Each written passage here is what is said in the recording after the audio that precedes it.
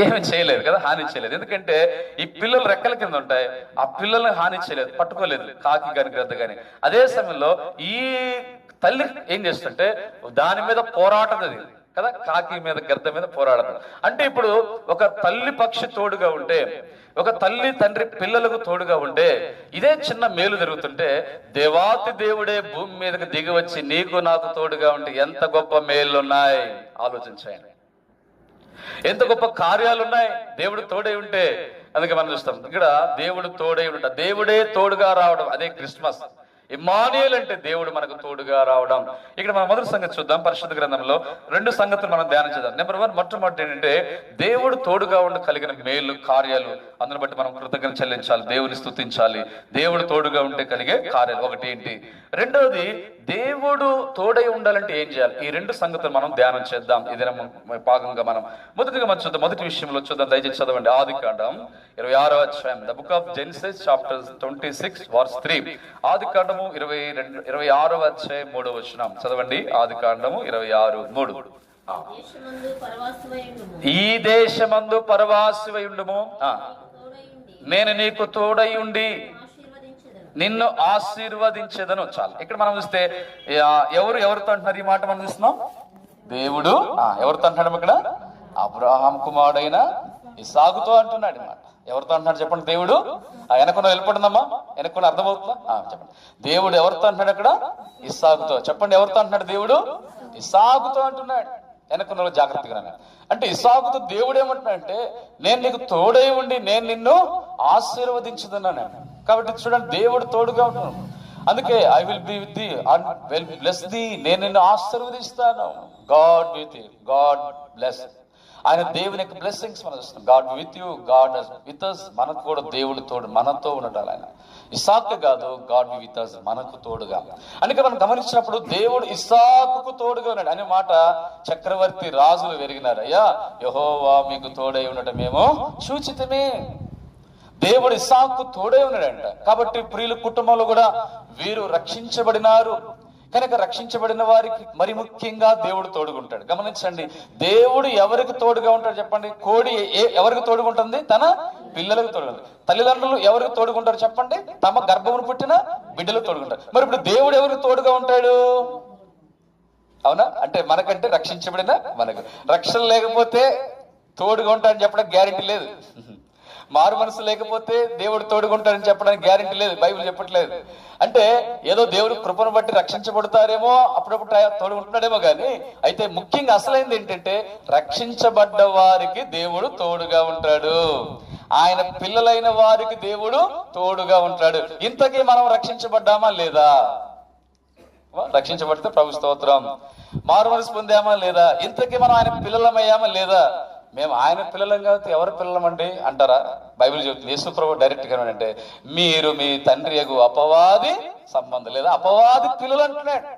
యేసు ప్రభు అంటున్నాడు చెప్పండి, అపవాది పిల్లలు, సాతాను పిల్లలు అన్నాడు. మీరు మత్తయి సువార్త 3వ అధ్యాయంలో బాప్తిస్మ యోహాను అంటే సర్ప సంతానమా, మీరు సర్పం పిల్లలు అన్నాడు. చూడండి, అర్థమవుతుందండి.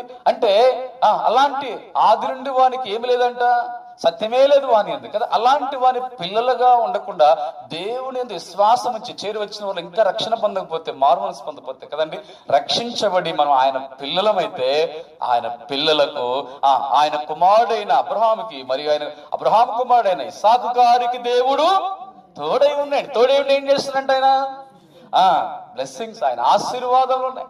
కనుక ఒకటి, దేవుడు తోడై ఉండి ఆశీర్వదిస్తుంది. ఈ ఆశీర్వాదం అనగానే మనము భౌతికమైన విషయాలకు వెళ్ళిపోకూడదు, ముందు ఆత్మీయ విషయాలు చూడాలి. ఆ ఆశీర్వాదం అంటే అసలు ఏంటి అంటే ఎఫెసీ 1:3 రాబడింది. అక్కడ ఉంది, ఆత్మ సంబంధమైన పరలోక విషయంలో ఆత్మ సంబంధమైన ప్రతి ఆశీర్వాదం అనుగ్రహించిన తండ్రి అయిన దేవుడు స్తుతింపబడును గాక. దేవుని స్తుతించాలి. ఎందుకు స్తుతించాలి? ఆయన పరలోక విషయంలో ఆత్మ సంబంధమైన ఆశీర్వాదం. ఏంటి ఆ పరలోక ఆశీర్వాదం? ఒకసారి చెప్తారా? ఒకసారి చెప్పండి. యెహోవా తమకు దేవుడుగా గల జనులు ఆశీర్వాదం. రెండవ తర్వాత 32వ కీర్తన 1 తన పాపములకు పరిహారం, తన అతిక్రమలకు ప్రాయశ్చిత్తం నరుడు ధన్యులు ఆశీర్వాదం. ఎవడు యాకోబు దేవుని మీద ఆశ పెట్టుకున్నా, ఎవరు దేవుని చేత ఏర్పరచబడిన నరుడు ధన్యుడు. ఇలాగ మనం ఆత్మీయ దీనుల వారు ధన్యులు, హృదయ శుద్ధి గల వారు ధన్యులు. మత్తయి సువార్త 5వ అధ్యాయం వస్తే ధన్యులు ధన్యులు ధన్యులు, ధన్యతల కొండ మీద అవన్నీ ఉన్నాయి. అంటే ఇంగ్లీష్ లో బ్లెస్సింగ్స్ అంటే బ్లెస్డ్ పీపుల్, ఆశీర్వదించబడిన వారు. దాని తెలుగులో, స్వచ్ఛమైన తెలుగులో సంతోష జీవులు, భాగ్యవంతులు, శ్రేష్ఠులు. సంతోష జీవులండి, భాగ్యవంతులు, శ్రేష్ఠులు, ధన్యులు, అది తెలుగులో మన పదం. ఇంగ్లీష్ లో బ్లెస్సింగ్, ఆశీర్వాదం. కాబట్టి మనం గమనించండి, దేవుడు పరలోక విషయాలు, రక్షణ అనే ఆశీర్వాదం, పాపాలు క్షమించబడ్డ ఆశీర్వాదం, పరలోక రాజ్యానికి వారసులు అవటం ఆశీర్వాదం, దేవుని రాజ్యంలో మత్తయి సువార్త 25:34 ప్రకారం తండ్రి చేత ఆశీర్వించబడిన వారులారా రండి, లోకం పుట్టినది మొదలుకొని మీ కొరకు సిద్ధపరచబడిన రాజ్యమును స్వతంత్రించుకోండి. ఇది ఆశీర్వాదం, అన్ని ఆశీర్వాదాల కంటే గొప్ప ఆశీర్వాదం. రక్షణ పొందటం, పాప క్షమాపణ కలిగి ఉంటాం, దేవుని రాజ్యానికి హక్కుదారులమై ఆ నిత్య జీవంలో ప్రవేశించింది. నెంబర్ 1 అంటే దేవుడు తోడే ఉంటే ఆశీర్వాదాలు. కుటుంబంలో కూడా రక్షించబడుతూ వచ్చినారు కనుక దైవిక ఆశీర్వాదాన్ని దేవుడు ఆల్రెడీ ఇచ్చినాడు. ఇంకా రక్షించబడ్డ వారు ఇక్కడ ఉన్నారు, ఆశీర్వదించబడి, ఇంకా పరలోక విషయాలు మనకు ఆత్మసమైన ఆశీర్వాదం, తర్వాత భౌతికమైన ఆశీర్వాదాలు కూడా ఉన్నాయి. నెంబర్ 2 రెండవ సంగతి చదవండి సమూయేలు గ్రంథం. రెండవదిగా తోడై ఉంటే కలిగే వాళ్ళు. 2 శామ్యూయల్ 5:10, 2 సమూయేలు 5వ అధ్యాయం 10వ వచనం. 2 సమూయేలు గ్రంథం, అందరు జాగ్రత్తగా ఉన్నాము, మాట్లాడుకుని జాగ్రత్త. 2 సమూయేలు 5:10, దావీదు అంతకంతకు వర్ధిల్లును, సైన్యముల కదా యెహోవా అతనికి చాలు. ఇప్పుడు రెండవదిగా తోడై ఉంటే కలిగే మేలు చెప్పండి, కార్యం ఏంటి? వర్ధిల్లుతున్నాను. కాబట్టి వారి జీవితాల్లో ప్రాస్పరిటీ, అభివృద్ధిలోనికి వస్తున్నాడు. ఒకటి బ్లెస్సింగ్స్, రెండోది ప్రాస్పరిటీ. వారు అభివృద్ధి విస్తరిస్తున్నారు, గ్రోత్, స్పిరిచువల్ గ్రోత్, అభివృద్ధి, వాళ్ళ ఎదుగుదల మనం చూస్తాం. కాబట్టి రెండవ సంగతి, వెనకన్న వాళ్ళు వినాలమ్మా, జాగ్రత్తగా వినాలి, మాట్లాడద్దు వెనకన్న వాళ్ళు. రెండోదిగా దేవుడు తోడే ఉంటే ఎందుకో తెలుసా? మీకు కూడా మిమ్మల్ని దేవుడు వర్ధిల్ల చేయాలనుకుంటున్నాడు. మనందరూ వర్ధిల్లాలి, దేవుని ఆశది. కాబట్టి వర్ధిల్లాలంటే దేవుడు మనకు ఎలాగ ఉండాలంటే చెప్పండి, ఎలాగ ఉండాలైనా తోడై ఉండాలి.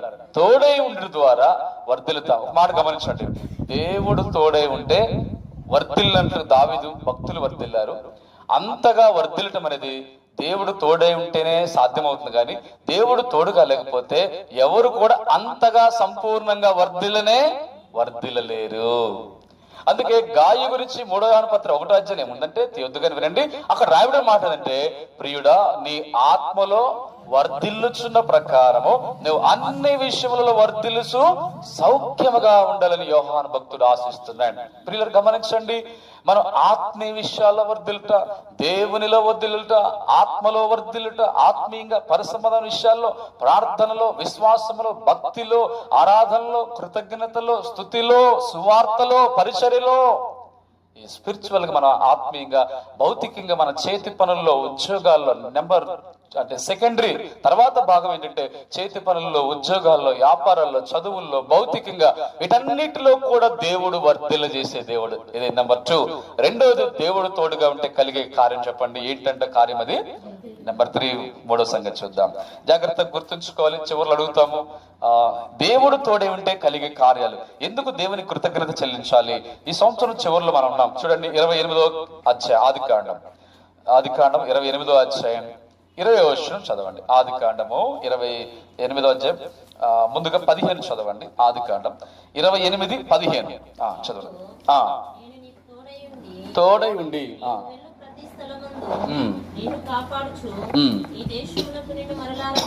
నేను నీకు తోడై ఉండి నువ్వు వెళ్ళు ప్రతి స్థలమందు నిన్ను కాపాడుచు ఈ దేశము నిన్ను మరలా. ఎవరు ప్రభు ఎవరితో అంటున్నాడు ఈ మాట? యాకోబుతో అంటున్నాడు. అంటే 3వ సందర్భం మనం చూస్తే దేవుడు ఇప్పుడు ఎవరికి తోడుగా ఉన్నాడు చెప్పండి? యాకోబుకు దేవుడు తోడుగా ఉన్నాడు. అంటే దేవుడు తోడుగా ఉండటం వల్ల, అందుకే ఇప్పుడు 21 అంటాడు, అయ్యా నేను పో స్థలమునందు దేవా నీవు నాకు తోడుగా ఉండు, నన్ను కాపాడు, నాకు వస్త్రాలను దయచే, నేను మరలా తిరిగి ప్రాంతానికి క్షేమంగా నేను వస్తే ఈ రాయి, మృక్కున్న రాయి దేవుని మందిరం అవుతుంది. అది మొట్టమొదటి పేరు లూజు, ఆ తర్వాత బేతేలుగా మార్చబడింది. బేతేలు అంటే అర్థము ఇది దేవుని మందిరము, దేవుని మందిరమే బేతేలు అంటే. కాబట్టి ఇప్పుడు రెండోదిగా మనం చూస్తే 3వ సందర్భం చూస్తే దేవుడు యాకోబుకు తోడై ఉన్నాడు. తోడై ఉండి ఏం చేసినాడు? కార్యం చెప్పండి, ఏం చేసినాడు? కాపాడుతూ వచ్చినాడు. కనుక అక్కడి నుంచి వెళ్ళి ప్రయాణం అంతట్లో కాపాడుతున్నాడు. దేవుని కాపుదల ఉంది, దేవుడు తోడై ఉన్నాడు.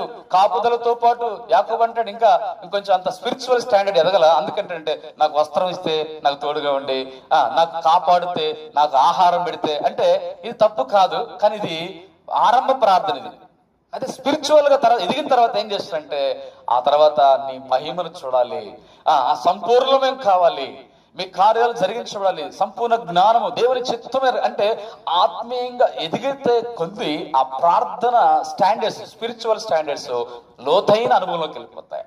మనం ఆరంభంలో ప్రార్థన, నేనైనా సరే ఎవరైనా సరే ఆరంభ ప్రార్థనలో యేసయ్య వందనాలే, కాపాడే, సహాయం చేయ అంటాం. ఆరంభ ప్రార్థనలు అంటే ఆరంభ దినాల్లో మనం ప్రార్థనలు దేవుళ్ళు ఎదిగే పొంది ప్రభువా నీ స్వరూప దర్శనం చూడాలి, ప్రభువా నీ స్వరాన్ని వినాలి, ప్రభువా నీ మహిమను చూడాలి, నేను సంపూర్ణతలోకి రావాలి, క్రీస్తు స్వరూపులోకి రావాలి, నీ చిత్తాన్ని తెలుసుకోవాలి, నీ కార్యాలు, నీ ఉద్దేశాలు నెరవేర్చాలని అది ఆత్మీయంగా ఎదిగే కొంది. యాకోబు తొలి దినాల ప్రార్థన అంటే ఆయనకు అంత స్పిరిచువల్ అంత స్టాండర్డ్స్ లేవు, కానీ ప్రభు 35 అధ్యాయాల తర్వాత స్టాండర్డ్ లోకి వెళ్ళిపోతాడు. ఆత్మీయ ఇది స్టార్టింగ్ యాకోబు జీవితంలో దేవుడు దర్శించింది. ఫస్ట్ దర్శించింది ఇక్కడే యాకోబుని దేవుడు. ఆదికాండ 8వ అధ్యాయంలో మొట్టమొదటిగా దేవుడు దర్శించిన స్థలం, దర్శించిన దినము, సమయం. కాబట్టి ఇక్కడ మనం చూస్తున్నాం. మూడవదిగా దేవుడు తోడై ఉంటే కాపుదల, దేవుడు తోడై ఉంటే ఆత్మీయమైన ఆహారం. మనం స్పిరిచువల్ గా ఆలోచన చేయాలి. ఆయన యాకోబు గారు భౌతిక ఆహారం అన్నాడు, మనం ఏం చెప్పండి? దేవుడు కాపాడుతూ మనకు ఆత్మీయ ఆహారము, ఆత్మీయ మన్నాని దేవుడు ఇశ్రాయేలును కాపాడుతూ మన్నాను కురిపించినాడు. దేవుడు మనకు వ్యక్తిగతంగా ఆత్మీయంగా ఆదివారం దినాల్లో మనకు దినవాక్యం చదువుతున్నప్పుడు, కుటుంబ ప్రార్థన మీటింగ్స్ లో ఇప్పుడు ఆత్మీయ ఆహారాన్ని మనకు ఇస్తున్నాడు. దేవుడు తోడే ఉంటున్నాడు, మన ఆత్మను కాపాడుతున్నాడు, మన పరిశుద్ధ జీవితాన్ని కాపాడుతున్నాడు, మన జీవితాలను కాపుదల చేస్తూ ఆహారం, ఆత్మీయ ఆహారం, ప్రభు రక్తమాంసాల ఆత్మీయ ఆహారం ఇస్తున్నాడు. దేవుని వాక్యమైన ఆహారం మనకు ఇస్తున్నాడు. అలాగే మనకు వస్త్రాలు, స్పిరిచువల్ గా మనం ఆలోచిస్తే ఏంటి ఆ వస్త్రాలు? రక్షణ వస్త్రాలు. తర్వాత చెప్పండి, నీతి వస్త్రాలు, మహిమ వస్త్రం, ఉల్లాస వస్త్రం, పెండ్లి వస్త్రం, సంతోష వస్త్రము, ప్రశస్తమైన వస్త్రాలు ఉన్నాయి. దేవుడు ఇలాంటి వస్త్రాలను ప్రభు మనకు తోడై ఉండిస్తున్నాడు. క్రిస్మస్ కు భౌతికంగా కూడా వస్త్రాలు ఇచ్చాడు, ప్రభు స్తోత్రం. అవునా? చెప్పండి. చాలా మంది క్రిస్మస్ అంటే అర్థమైంది క్రొత్త వస్త్రాలు అనుకుంటా, క్రొత్త బట్టలు అనుకుంటా. క్రిస్మస్ అంటే వస్త్రాలు కాదు అర్థం, కొనుక్కోవడం తప్పు కాదు. మీకు అర్థం కావాలి, జాగ్రత్త వినండి. క్రిస్మస్ అర్థం చెప్తున్నాను. క్రీస్తు అంటే అర్థం ఏంటి? అభిషిక్తుడు. యేసు అంటే అర్థం ఏంటి? అట్లానే దానికి కరెక్ట్ అర్థం చెప్పాలి. అట్లానే క్రిస్మస్ అంటే అర్థం ఏంటి? కేక్ కాదు. క్రిస్మస్ అంటే కొత్త బట్టలు కాదు. అర్థమైందా? క్రిస్మస్ అంటే డాన్సులు, డ్రామాలు కాదు, అల్లరి కాదు. క్రిస్మస్ అంటే క్రైస్ట్ మాస్. అది హీబ్రూ గ్రీకు పదం నుండి వచ్చింది. క్రిస్టోస్ అనే పదము నుండి, గ్రీకు పదం నుంచి క్రిస్టోస్ అనగా తెలుగులో మెస్సియా, క్రీస్తు, అభిషేక్తుడు. తెలుగులో మాస్ అనే పదము లాటిన్ భాష నుంచి వచ్చింది. ఆ భాష నుంచి మనకు దానికి మాస్ అంటే ఆరాధన, మాస్ అంటే ఆరాధన. ఇప్పుడు క్రీస్తును, మెస్సియాను మనం ఏం చేయాలా? ఆరాధన. 25వ తారీఖున క్రీస్తును మనం ఆరాధిస్తాం. ప్రతి ఆదివారం ఆరాధన చేస్తాం సంఘంగా. ప్రతి దినం కూడా వ్యక్తిగతంగా మనం దేవుణ్ణి ఆరాధిస్తూ ఉంటాం. ప్రత్యేకంగా ఆ రోజును కూడా మనము ఆ సంఘంగా కలిసి ఆరాధన చేస్తాం. అది క్రైస్మస్ అంటే ఆరాధన చేయడం. క్రైస్మస్ అంటే కృతజ్ఞత చెల్లించడం. క్రైస్మస్ అంటే దేవుణ్ణి ప్రకటన చేయడం, క్రీస్తు పుట్టాడని ప్రకటన చేయడం. ఇది ప్రాముఖ్యమైనది. ఈ దినాల్లో ఇది వాక్యాన్ని ప్రకటించడం. క్రిస్మస్ అంటే ఆయన గురించి లోకానికి తెలియపరచడం. అదే సమయంలో క్రైస్మస్ అంటే క్రీస్తును దేవుడు బహుమానం ఇచ్చినాడు, మనము కూడా ఆయన వాక్యాన్ని ఇతరులకు పంచడం. అవసరమైతే బైబిల్స్, నిన్న వెళ్ళినప్పుడు ఒక సహోదరి అన్న కొన్ని బైబిల్ తీసుకురండి, మేము పంచుతాము. వాళ్ళు బట్టలు కూడా తీసుకురంట. అవిచిత్రం. నేను సిస్టర్ అంటుంది గురుజాలో, అన్న పిల్లలకి మేము బట్టలు కూడా తీసుకోలేదు, కానీ దాదాపు 10 బైబిళ్ళు కొన్ని వాక్యాలు తీసుకెళ్ళినాం. అంటే ఆ సిస్టర్ తన సమర్పణతో ప్రతి సంవత్సరం పంచుతూ ఉంటది. ఈ సంవత్సరం కూడా కొన్ని బైబిల్ పంచుతూ వచ్చింది. మరి పిల్లలకు బట్టలు కూడా తీసుకెళ్ళంట. సరే దేవుడికి తీర్చే, లేకపోతే ముందు ప్రతి సంవత్సరం బైబిల్స్ పంచాలి. అదే బహుమానం. బైబిల్ ఇస్ గాడ్స్ గిఫ్ట్, దేవుని బహుమానం. అంటే బైబిల్స్ ఇతరులకు పంచుతుంది, వాక్యాన్ని ఇతరులకు పంచడం, అది మన ఇతరుల బహుమానం. ఇతరులకు ఆత్మీయంగా పంచాలి, ఇతరులకు దేవుని క్రీస్తు ప్రేమను పంచాలి, ఇతరులకు దేవుని గురించి పరిచయం చేయాలి, ఇతరులకు మన అవసరమైతే వారికి వస్త్రాలు ఇవ్వటము, ఇతరులకు మనం మేలు కూడా వారికి ఆహారం పెట్టడం. ఇది కూడా భాగమే. ఇది మనం చేస్తున్నామా? ఇది నాలో ప్రపంచం ఇలా చేస్తుందా? క్రైస్తవ సంఘాలు ఇలా చేస్తున్నాయి? చేసేవారు ఉన్నారు, ప్రభు స్తోత్రం. చేయని వారు కూడా ఉన్నారు. రెండు ఉంటాయి, పాజిటివ్ నెగిటివ్ రెండు ఉంటాయి. కాబట్టి అలాంటి సంఘాలుగా దేవుడు ఆశిస్తున్నాడు. అంతేగాని క్రీస్తుని ఆరాధించకుండా, ఆయన ప్రకటించకుండా, ఆయన గురించి తెలియపరచకుండా మనమే వస్త్రాలు తెచ్చుకోవడం, మనమే పిండి వంటలు చేసుకోవడం, మనమే డెకరేషన్ చేసుకోవడం, మనమే అన్ని మనమే పేరేమో యేసుప్రభు వారి పుట్టినరోజు తినేది ధరించుకుని మొత్తం ఏమో మనకి. ఓ పిల్లోడు పుట్టినరోజు జరుగుతుంటే పిల్లోడికి తెస్తాం, బట్టలు తెస్తాం, పిల్లోడికి ఆహారం ఏదో తెస్తామండి. మనం ఇప్పుడు యేసు క్రీస్తుకు ఏమి చేస్తున్నాం? మనం క్రిస్మస్ రోజున ఆయన గురించి ప్రకటించడమే ఇదొక భాగం. ఈ రీతిగా దేవుని ఆరాధించడం ఇదొక భాగం. ఈ రీతిగా మనం చేరువచ్చడం, సువార్త వినిపించడం ఇదొక భాగం. క్రైస్మస్ లో ఇదొక భాగము.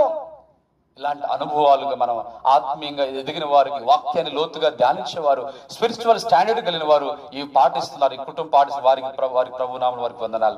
అలాగే మనందరము కూడా క్రైస్తవ సంఘాలు, ప్రపంచంలో ఉన్న సార్వత్రిక సంఘం కూడా ఈ అనుభవంలోకి రావాలని బైబిల్ గ్రంథం మనకు నేర్పుతోంది. పరిశుద్ధాత్మ దేవుడు తెలియపరుస్తున్నాడు. కాబట్టి మనం చూస్తున్నాం ఇప్పుడు మూడవ సంగతి, ఎవరికి తోడున్న దేవుడు? యాకోబుతోడే చేసిన కార్యాలు. 4వ సంగతి చూద్దాం. పరిశుద్ధ గ్రంథంలో రండి, 4వ సంగతి దేవుని వాక్యములో సాముయేలు గ్రంథం, 2 సామ్యూయల్ 2వ సమూయేలు 7వ అధ్యాయం 9వ వచనం. చదవండి. 2వ సమూయేలు 7వ అధ్యాయం 9వ వచనం. నీవు పో చోటునెల్లా తోడుగా ఉండి నీ శత్రువులందరినీ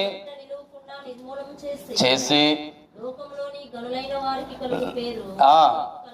చూడండి. ప్రభు అయిన దేవుడు ఎవరితో అంటాడు ఈ మాట? చెప్పండి. రాజైన దావీదుతో దేవుడు అంటాడు. వెనకున్న వింటున్నారమ్మా? రాజైన దావీదుతో దేవుడు అంటున్నాడు. ఏమన్నాడు? నువ్వు పో చోట్ల నీకు తోడుగా ఉండి. అదే మాట యాకోబుతో అన్నాడు, పో చోటుతోడు. అయితే ఇక్కడ కొంచెం డిఫరెంట్ గా, వేరుగా ఉంటది. తోడుగా ఉండి ఏం చేస్తుంటే శత్రువుల మీద నీకేమిస్తాను? విజయం ఇస్తాడు. ఈ ఆత్మీయ జీవితంలో మనకు ఎంతో మంది శత్రువులు. దావీదుకున్న శత్రువులు ఎవరికి వెళ్ళారు? అదే నెల ఆయన బాల్యం నుండి చివరి వరకు కూడా, అంటే కందిరేగుల వారి చుట్టూ ఉన్నారు శత్రువులు. ఎంత విస్తారమైన శత్రువులు ఉన్నారు. అయితే ఆ శత్రువుల నుంచి కాపాడబడడానికి దేవుడు తోడే ఉండి శత్రువుల మీద విజయాన్ని ఇచ్చి ఆ తర్వాత రాయడం మాట చూస్తున్నాను. ఏమంటే లోకములో గనులైన వారికి కలుగు చేసిన పేరు నీకు కలుగు చేస్తాను. ఘనమైన పేరు, శ్రేష్టమైన పేరు, గొప్ప పేరు, మంచి పేరు దేవుడు దావీదుకి. అందుకే ప్రపంచంలో మన ఇశ్రాయేల్ పరిపాలనలో 42 మంది రాజులు పరిపాలన చేశారు. ఈ 42 మంది రాజుల్లో గొప్ప రాజు great king David, king Solomon, wise king Solomon. అంటే గొప్ప రాజులు మనం చూస్తాం. దావీదు గొప్ప రాజు, సొలొమోను గొప్ప రాజు.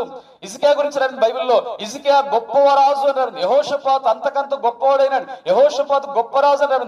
49 మంది రాజుల్లో 42 మంది రాజుల్లో 9 మంది ఆత్మీయమైన మంచి రాజులు ఉన్నారు. 42లో మైనస్ చేస్తే మంచి వారు 9 ఉన్నారు. అంటే ఎక్కువ మెజారిటీ చెడ్డ రాజులు ఉన్నారు. వాళ్ళు ఎవరు తెలుసా? దేవుని బిడ్డలే. వాళ్ళు ఎవరు తెలుసా? విచారణ తెలుసా? ఇశ్రాయేల్ వాళ్ళు దేవుని బిడ్డలే. వాళ్ళు సౌలు దేవుని బిడ్డ కదా, ఆహాబు దేవుని బిడ్డ కదా. అంటే దేవుని నమ్మిన వారిలోనే చెడ్డ రాజులు ఉన్నారు, దేవుని నమ్మిన వారిలోనే మంచి రాజులు ఉన్నారు. ఎంతమంది మంచి రాజులు ఉన్నారు? 9 మంది రాజులు. రాజులు మొత్తం ఎంతమంది? 42 మంది రాజులు, 9 మంది మంచి రాజులు. ఇక్కడ మనం చేరవచ్చిన వారిలో క్రైస్తవులు ఎంతో మంది ఉన్నారు నవలూరులో. అయితే మనం మంచి వారి స్థానంలో ఉన్నామా? చేరువచ్చిన వారు ప్రభు స్తోత్రం. మంచి వారైతే దేవుని స్తోత్రం. కాబట్టి మనము మంచి రాజులు ఉండాలి. అందుకే ఇశ్రాయేలు వారి కంటే యోధా వారు కొంచెం మంచిగా నడుచుకున్నారంట వారు ఆత్మీయంగా. కాబట్టి దేవుని బిడ్డలంగా మనం జ్ఞాపకం చేసుకుందాం. మనం మంచి దేవుని బిడ్డలు. మన దేవుడు బహు మంచివాడండి. బైబిల్ రాయండి, యెహోవా బహు మంచివాడు. కాబట్టి మనం దేవుడు మంచివాడు కనుక మనము కూడా మంచి వారం ఉండాలని దేవుడు ఆశిస్తున్నాడు. కాబట్టి ఇక్కడ చూద్దామండి. ఇక్కడ 4వది దావీదుకు తోడుగా ఉండడం వల్ల శత్రువుల మీద విజయం ఇచ్చాడు. చెప్పండి, ఏం చేసినాక? విజయం ఇచ్చి, యుద్ధంలో విజయం ఇచ్చి గనులైన వారు కలుగు చేసిన గొప్ప పేరు, ఘనమైన పేరు కలిగేశాడు.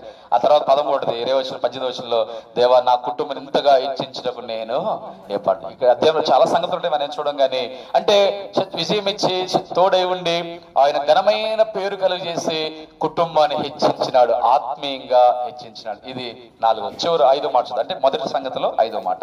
రండి, 5వ దేవుడు తోడే ఉంటే ఎలాంటి కార్యాలు ఉంటాయి? నిర్గమకాండం 33:14 ఉంటది. ఆయన నీ సన్నిధి మాతో రాని ఎట్లా మమ్మల్ని తోడుకొని పోవద్దు అంటాడు. ఇప్పుడు ఎజ్రా గ్రంథం చదవండి, 8వ అధ్యాయం రండి. ఎజ్రా గ్రంథం దీనికి సంబంధించిన పదమే. ఎజ్రా గ్రంథం 8వ అధ్యాయం 21వ వచనం. Ezra, the book of Ezra, chapter 8 verse 21. Ezra గ్రంథం 8వ అధ్యాయం 21వ వచనం. అప్పుడు దుఃఖపరుచుకొని చదవండి. ఆయనను వేడుకొనుటకు అవాహా నది దగ్గర ఉపవాసముండుడని ప్రకటించితిని. చాలు. ఇక్కడ మనం ఎజ్రా గారి కాలంలో దేవుడు వాడుకు తోడుగా ఉన్నారండి. ప్రభువు తోడుగా ఉండి ఎక్కడి నుంచి ఎక్కడికంటే బబులోను దేశం నుండి, చెప్పండి ఏ దేశానికి వెళ్తున్నారు ఇశ్రాయేలు వీధులు? యెరూషలేం అనగా యూదా దేశం. అంటే యెరూషలేముకి వెళ్ళే టైంలో దేవుడు ఇప్పుడు ఎవరికి తోడుగున్నాడు? ఇక్కడ 5వ సందర్భం ఎజ్రా యూదులైన వారికి దేవుడు తోడుగున్నాడు. ఈ ఎజ్రా యూదులైన వారికి దేవుడు తోడుగా ఉన్నాడు. ఇప్పుడు తోడే ఉంటే ఏంటి వాళ్ళకి? అయ్యా మమ్మలను ఈ దేశం నుండి మేము యెరూషలేం యూదా దేశానికి వెళ్తున్నాం, మాకు శుభ ప్రయాణము కలుగచే. అంటే దేవుడు తోడై ఉంటే వారు బబులోను నుండి యూదా దేశమునకు వారి ప్రయాణము శుభ ప్రయాణము వారికి కలుగుతుంది. అట్లనే మనం వారు వాస్తవానికి ఐగుప్తులోంచి బయలుదేరారు. అంతకుముందు మన నిర్గమకాండలో ఐగుప్తులో 430 సంవత్సరాలు అన్నారు. ఐగుప్తులోంచి కనాన్ దేశానికి వెళ్ళిపోయారు.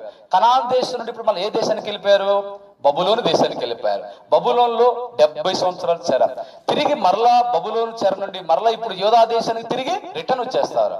ఆ టైంలో దొంగలు ఉంటారు, దోచుకునే ఉంటారు, నరహంతకులు ఉంటారు. అందుకే మాకు యాత్రలో శుభ ప్రయాణం కలిగించమని ఎజ్రా గారు దేవుని తోడు. అంటే ఇప్పుడు దేవుడు ఎజ్రా గారికి తోడే ఉండి అధ్యాయంలో ఉండదు, దేవుడు తోడే ఉండి వారిని యోధా దేశం యెరూషలేము క్షేమముగా వారిని నడిపించాడు. మనము కూడా రక్షించబడ్డ దేవుని ప్రజలారా, మన రక్షణ పొందిన కాడి నుంచే మనకు ఆత్మీయమైన ప్రయాణం అనేది ప్రారంభమైంది. ఈ ఆత్మీయ యాత్ర, ఈ ఆత్మీయ యాత్రలో ప్రయాణం ఆరంభమైనప్పుడు దేవుడు మనకు తోడే ఉండి ఈ లోకంలో ఉన్న పరిస్థితుల్లో మనకు శుభ ప్రయాణం. అంటే మనం వారు ఎక్కడి నుంచి ఎక్కడికంటే బబులోను నుండి కనాన్ దేశానికి. మనం ఎక్కడి నుంచి ఎక్కడికి వెళ్తున్నాం? మన ప్రయాణం చెప్పండి. నాశనపురం అనే ఈ లోకము నుండి మన అమెరికాకి కాదు, ఇంగ్లాండ్, జర్మనీ కాదు, మన ప్రయాణం ఎక్కడికమ్మా? పరలోకానికి. పరలోక దేశము ఒక దేశం ఉంది, అన్ని దేశానికి గొప్పది, నిత్యమైన దేశం పరలోక దేశానికి మన ప్రయాణం. ఈ భూమి మీద ఆరంభించి రక్షించబడ్డ కాంచి ప్రయాణం ఆరంభమయ్యి పరలోకానికి వెళ్ళేంత వరకు కూడా మనకు దేవుని సన్నిధి అని మనకు తోడుగా ఉండి శుభ ప్రయాణం మనకి కలగాలి. అందుకే అలాగ దేవుడు తోడై ఉండదు ద్వారా మన యాత్రా జీవితంలో కొంతమంది మధ్యలోనే మార్గ మధ్యలోనే దేవుని విడిచిపెడతారు, వాళ్ళు లోకంలో కలిసిపోతారు, రక్షణ కోల్పోతారు. చాలా మంది ఇస్కరియోతు యూదా కావచ్చు, లేదా దేమా కావచ్చు, అనేకులు వారు రక్షణ కోల్పోయిన వారే చివరికి పరలోకానికి చేరక పోగొట్టుకున్న వారు ఉన్నారు. కనుక మనమైతే అలా కాదు, ప్రభు మనం పరలోక యాత్ర, ఆ యాత్ర చేరేంత దేవుడు మనకు తోడుగా ఉండి శుభ ప్రయాణం, ఆధ్యాత్మిక ప్రయాణంలో 5 సంగతులు మనం చెప్పుకున్నాం. చూడండి, మొదటి సంగతి దేవుడు ఎవరికి తోడైనట్టు. ఎవరండి? మొట్టమొదటి చూస్తే ఇస్సాకు దేవుడు తోడై ఉండి ఏం చేసినట్టు? ఆయన ఆశీర్వదించినాడు. దేవుడు తోడుగా ఉంటే ఆత్మీయంగా భౌతిక ఆశీర్వాదాలు ఉన్నాయి. అందుకే దేవుడు ఇమ్మానుయేలు అంటే దేవుడు మనకు తోడు. రెండవ సంగతి, దావీదుకు తోడై ఉండి ఏం చేసినట్టు? ఆయన అంతకంతకు వర్ధలు. అంటే దేవుడు ఆత్మీయంగా భౌతికంగా మనల్ని వర్ధలు చేస్తాడు. రెండవ కార్యం. మూడవది, దేవుడు తోడుగా ఉంటే యాకోబు తోడుగా ఉండి ప్రయాణంలో కాపుదల, ఆహారము, వస్త్రము, ఇవన్నీ. నాలుగవది, దేవుడు దావీదు తోడే ఉండి శత్రువుల పరిస్థితి విజయం ఇచ్చి గొప్ప ఘనమైన పేరును హెచ్చింపును కలిసి. ఐదవది, దేవుడు ఎజ్రా యూదులు తోడుగా ఉండి వారికి కనాను దేశానికి శుభ ప్రయాణం, మన ఆత్మీయ యాత్రలో ప్రభు తోడుగా ఉంటారు. ఇది మొదటి సంగతి. 1లో 5 సంగతులు. రెండవ సంగతి మనం ధ్యానించి ఆ రీతిగా మనం ప్రార్థనతో ముగించుకుంటాం. రెండవ సంగతి ఏంటంటే, ఇప్పుడు దేవుడు, మన దేవుడు, ఆయనకి పేరేం పేరు చెప్తున్నాం? ఇమ్మానుయేలు.